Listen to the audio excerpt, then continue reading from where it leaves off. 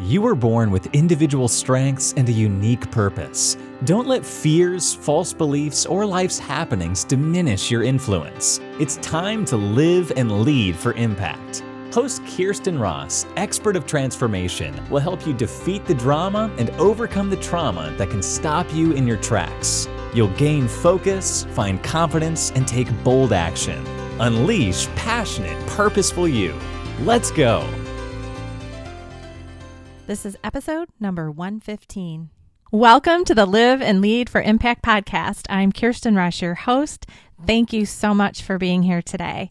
You're in for a treat. I have Joshua Strong in with me today, and he is a hypnotist who specializes in helping people work through heartbreak, stress, anxiety, and trauma.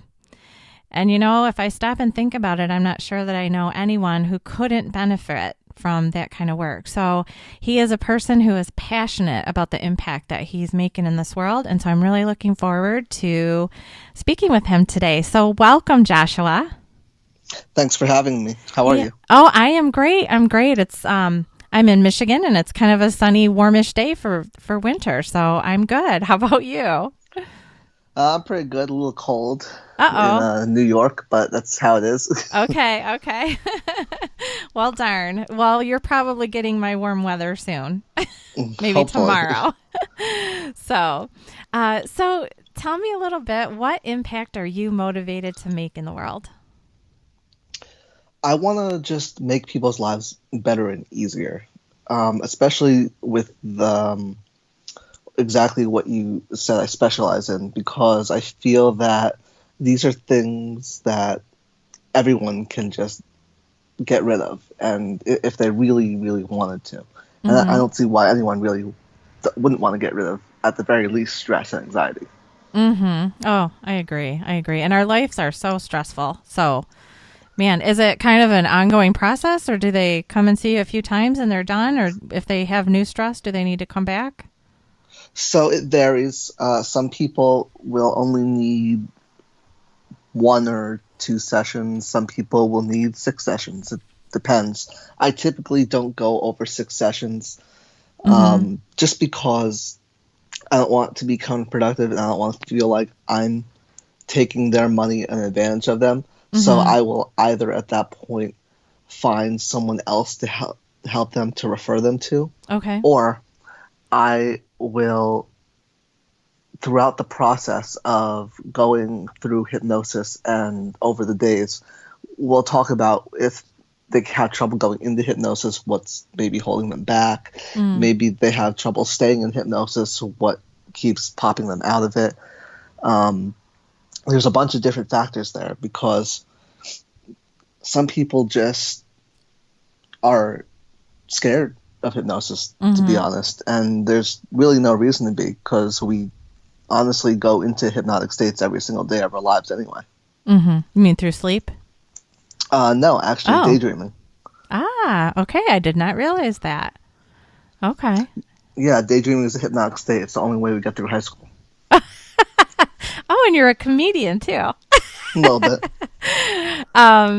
So, I mean, and I know this is totally different than what you do, but I was at one of those big events where they pull people up and hypnotize and then make people do silly, crazy things. Actually, I do stage hypnosis as well. You do? Okay, well, I was going to fess up that they weren't able to hypnotize me. I did get selected. I didn't want to go up, and it did not, So I guess I have one of those barriers. So the thing about stage hypnosis is there's 2 variables in it, as far as I see when I'm performing. One is time. Stage hypnotists only have a certain amount of time to get people into hypnosis. So they do things called suggestibility exercises, where they'll test your suggestibility with certain exercises. Maybe it's with the hands, maybe it's with your eyes or whatnot. And they'll get a gauge of who is the best for, who may be the best subject for hypnosis on stage. And then they'll go into something where they do who will be the best subject, and then they'll go into the induction, which is the process of putting someone into hypnosis. Okay. Yeah, I think because people were tipping over and stuff, and I just kind of stood up and I was like, yeah, it's not happening. So, so tell me, what life experience motivated you to start making this impact? So I've always been someone who wanted to help people. Ever since I was maybe, I don't know, 12, 11, something like that. I would always go. I You were remember when I figuring was it out young. early. Well, that I wanted to help people. Yeah, the hypnosis came a lot later. Yeah, that's good. But I wanted to help people. I would always go into chat rooms and like ask people if they need help with something. I'm there to talk and blah blah blah blah blah. Wow. And so I would help people and talk with them about issues going on. And time went on, and we're going back right now 5 years, and I learned magic. And I love magic. I love performing. I love doing it. And then 1.5 years ago from now, I discovered hypnosis. Okay. And it was just a natural step after magic. And I hypnotized my first 2 people maybe 2 or 3 months after I studied and learned it. And I absolutely fell in love with it. It was incredible because, first of all, it's real. And so I would hypnotize people for like street hypnosis and stage hypnosis, and then I discovered the alternative healing side of it and how it can help with things like phobias, traumas. And I started to focus a little more on that, and I took a whole year off of learning new magic and just focused on hypnosis. Wow. And every single day, I've literally either read material on hypnosis, I've written about hypnosis, or I've talked to people about hypnosis. Right now, I'm in the process of writing a book on it. Okay. I'm writing a book on impromptu hypnosis for like street hypnosis and such. Wow. Okay. And now, do you ever get nervous? Like, it just seems like a lot of responsibility to have someone be under hypnosis, and you're the one who can bring them out, or maybe I'm just totally naive and I don't know what I'm talking about, but it seems like it's a big responsibility. It definitely is a big responsibility. I do not think that it is something that someone should just learn from reading a book like mine, but I'll get more into that later. Just like read a book and then say, okay, I know the material. Yeah. Let's go out and do some hypnosis. Now, how long did you train? And was it online? Was it in person? So like I said, I've been doing this for 1.5 years now. Just nonstop. I do this. So I originally started with a DVD from someone named Spidey, who is a mentalist and hypnotist. And I have nothing but like the most respect for him, and he's such a great guy. He's helped me through a lot of stuff, and some things that he didn't include in his DVD. His DVD basically went over just stage hypnosis and how to get started with your own show, and it went over everything so specifically and down to the very last detail. And I really consider him a mentor because I think a month later exactly, I actually had the chance to meet him, and we hung out, and it was just a great time and a real pleasure to meet him and talk to him about all this stuff. Now, I think the responsibility is a really big deal because you are responsible. The second these people, whoever you're hypnotizing, are under hypnosis, you are now responsible for them. And whatever happens to them while they're in hypnosis is on you. And there have been times I've seen hypnotists where things have went wrong. Things have went wrong with me at one time. And that's what happens when you start out, I think, with almost anything. I I think that hypnosis has the most amazing potential in the world. You just have to know how to use that in a way that is productive. Yeah, yeah. And so I think the second message there is if you're going to go to a hypnotist, go to someone experienced, right? Who Yes, didn't definitely. just read a book. So tell me about one specific impact that you've made that you can think about that really fuels your passion going forward. Like one that really sticks out in your mind that was amazing. So there are two. There's one that is one of the first people that I helped. Okay. And she is a friend who had a bad, not a bad relationship. She had a good relationship with this guy, but he wasn't maturing enough for her, and he wasn't changing, growing up. So she had to make the tough decision to leave him.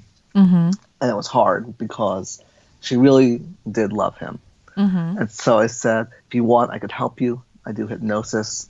I specialize in heartbreak and whatnot. And she said, yeah, try it. And so we set up a time and a place. And she said she, like you, she was at a stage hypnosis show, and the hypnotist tried to hypnotize her but didn't work. Mm-hmm.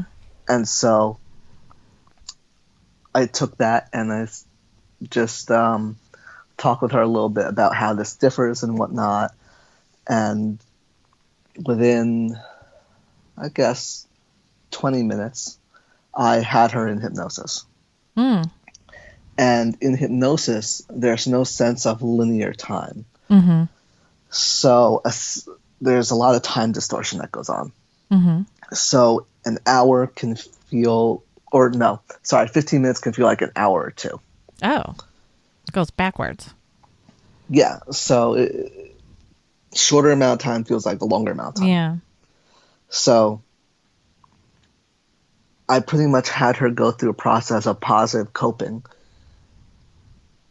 within, I guess, 15 minutes, years worth of positive coping in 15 minutes. Wow. That's amazing. So I pretty much said each minute is going to be, or 30 seconds is going to be a year of positive coping. Wow. And so by the end of it, she felt amazing, and she thanked me and gave me a hug, and she was dating again that weekend. Okay. Well, that's amazing. Awesome. So you said you had a second one. Yes. This one happened just this summer, actually. Okay. I was at Hudson Valley Rib Fest performing magic and hypnosis, and this woman came up to me. She was maybe in her 50s, and she wanted to know what I was doing here. I showed her some magic, and then I said I also do hypnosis, and I told her a little about it, and she told me a little about herself and that she has Parkinson's. Mm-hmm. And I told her that hypnosis can help with pain management. And so I, again, did a suggestibility exercise. I put her in hypnosis maybe in 20 minutes. And then by the end of it, for 5 days straight, her tremors and pain were gone. Wow. I'm sure that was life-changing for her. Yeah, definitely. I mean, and she just happened to be up here also. She was actually up here to see a specialist for her Parkinson's. Wow. Well, that's got to feel really rewarding and kind of fuel your tenacity to keep going. Yeah, definitely. I mean, Yeah. I think doctors are really, and medical professionals of all sorts now are really seeing the potential of hypnosis more recently. Mm-hmm. Yeah, I love that they're starting to embrace more non-traditional health. Yeah, definitely. So what is the biggest internal or external challenge that you've had to overcome, and how did you overcome it? So the biggest external challenge is just the stigma about hypnosis. So I constantly have to be, and I don't have a problem doing it, but I just have to constantly be informing people that it's not mind control, and it's not. I can't make you do anything. In fact, it's been proven that the hypnotist can't make you do anything, like against your morals or whatnot. The CIA has actually tried to, and they failed. Okay. Yeah, I can see that being a challenge in hypnosis, though, because I mean, especially when you do go and you've been to those events and people are, chickens and they're running around singing, YMCA. Someone who's normally very quiet and reserved. Yeah, definitely. Okay, and what about internal challenge? I think the biggest internal challenge I have is just figuring out where because my personal problem is not always thinking like in the short term, but in the long term. So I need to learn how to focus on what I'm going to do in the short term in terms of month to month. And it's just difficult for me to do that because I always want to plan for something so much bigger, so I get ahead of myself sometimes. So you're thinking about the big, huge thing that's coming, and you're not breaking it down into the smaller tasks that need to happen step by step to get to that big goal that's down the road. Yeah, but I'm trying. Yeah. Okay, spoken like a coach here. Can't help Getting myself. better at it. Awesome. So how do you stay motivated and moving during those tough times when too many people are, afraid, or you're, getting in your own way and having a difficult time moving forward towards that big goal? How do you stay motivated? I do just what anyone else does. And when things get too much, or what I think anyone else should do at least, is just take a step back. I think you have to take a step back sometimes and just reevaluate, or just step away completely for like maybe, I don't know, a day, a week, and just take time for yourself, because you need to be able to be at your best to be able to perform whatever you're doing at your best. Yep.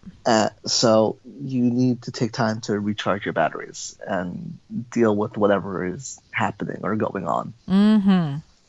That is amazing advice. I actually am just back, part of my bringing my podcast back. I had actually just taken 6 months. I was still working, but I pulled back, I tucked away, and I did a bunch of self-evaluation and self-care. I called it my summer of self-care, and then it turned into 6 months. But it was definitely needed. Yeah, you need that time sometimes to, and also just to, am I heading in the right direction and all of that. So. Oh, yeah, definitely.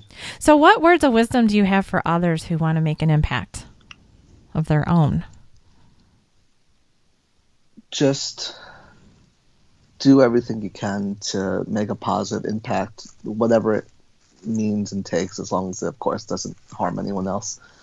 Because someone's going to notice. Someone's going to notice you and see what you're doing. And just that one person could change your life, and it'll all be worth it. Awesome.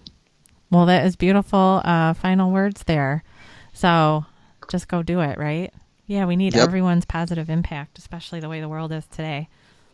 So that's awesome. Well, thank you so much. So I am going to have Joshua's information on my website. You can go to defeatthedrama.com, click on the podcast tab, and then go to today's episode, the interview with Joshua Strongen. You'll see that to find him, you can go to www.ihatewands.com/hypnosis-for-change. And again, that link will be on the show notes for today's episode. Are there any other ways that they can get a hold of you, Josh? Or Joshua? I guess I don't know you that well. I shouldn't probably call you Josh. That's fine. Yeah, you can also find me on Instagram at Hypnosis for Change. Awesome. Well, thank you so much for being here. I really appreciate it. You've given everyone definitely some things to think about, and I love your passion around what you do, and thank you so much for making your big impact. And so everyone, make it a great day and follow in Joshua's footsteps and listen to what he said. Just do whatever you can to make the impact that you feel called to make.